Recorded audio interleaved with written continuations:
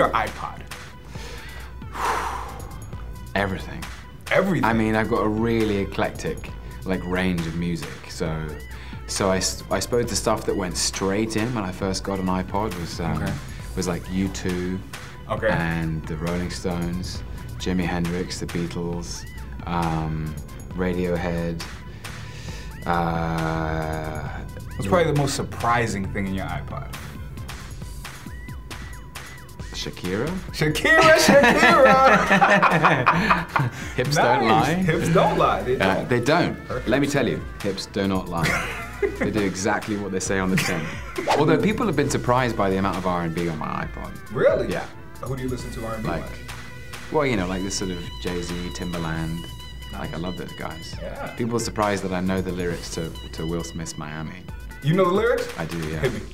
Can you hit me? Do you mind? God. You might hit me with Miami, a British the accent? Base when the sunset low, Miami the base. No, Miami the place would come like, oh, Miami the place with the sunset low every day like a Mardi Gras. Everybody party all day, no work, all play, okay.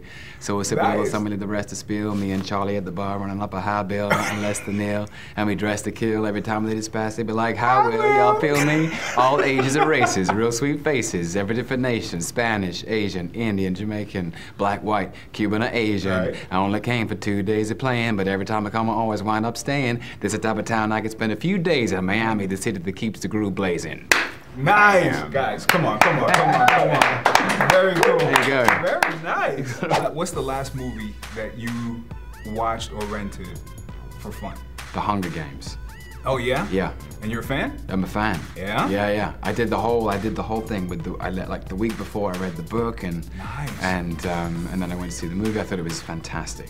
Yeah. Are you a fan of comics and things like that, and these comic book characters? You know, I am now. I was like, my introduction to it was really sort of Spider-Man as a kid, and but you know, I was working in British television when I saw in 2008, and a small independent picture called Iron Man.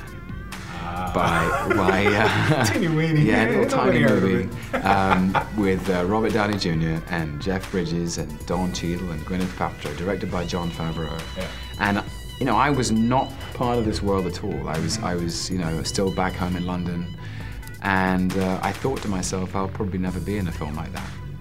And I'm still pinching myself that 3 years later, I've actually thrown Iron Man out of a window. What have I to fear? The Avengers.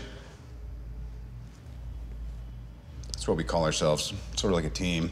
Earth's mightiest heroes type thing. Yes, I've met them. 30 seconds, look into the camera, sell me this movie.